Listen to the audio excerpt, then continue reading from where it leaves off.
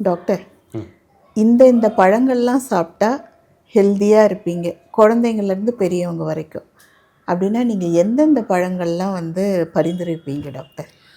எப்போதுமே நம்ம ஊர் பழங்கள் தான். எப்போதும் பழங்களாக இருக்கட்டும், கீரைகளாக இருக்கட்டும், காய்கறிகளாக இருக்கட்டும், 50 கிலோமீட்டர் சுற்றளவில் விளையக்கூடிய அந்த பழங்கள், நேட்டிவ் கிராப்ஸ், அதாவது தானியங்களாக இருக்கட்டும், எல்லாமே நம்ம ஊரில் விளையக்கூடியதாக தான் இருக்கணும்.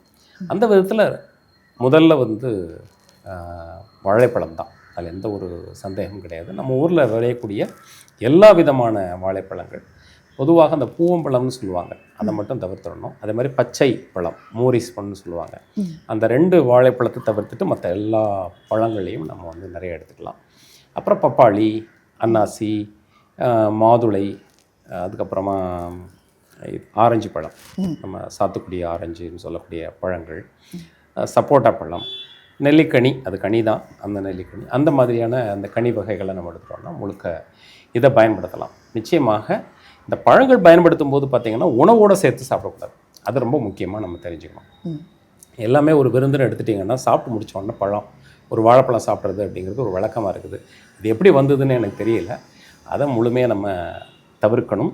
பழங்கள் சாப்பிட்றதுக்கு சரியான நேரங்கிறது 2 உணவுக்கு மத்தியில் சாப்பிடணும். இப்போ ஒரு உணவு சாப்பிட்டு 2 மணி நேரம் கழித்து சாப்பிட்லாம். அல்லது நீங்கள் பழங்கள் சாப்பிட்டுட்டிங்கன்னா 2 மணி நேரம் கழித்து சாப்பாடு சாப்பிடலாம். அல்லது தனியாக பழ உணவாகவே ஒரு வேளை உணவை வச்சுக்கலாம். ஒரு 40 வயசு தாண்டினவங்கள்லாம் இரவு உணவை தவிர்த்துட்டு வெறும் பழங்களை மட்டுமே இரவு உணவாக வச்சுக்கிறது அப்படிங்கிறது மிகச்சிறந்த முறையில் நோய் எதிர்ப்பாற்றலை மேம்படுத்தக்கூடியதாகவும் இந்த காலத்தில் வரக்கூடிய நோய்களை தடுக்கக்கூடியதாகவும் அமையுது. அதனால் அந்த பழங்கள் எல்லாமே, நம்ம ஊர் பழங்கள் எல்லாமே நல்ல சிறந்த பழங்கள் தான்.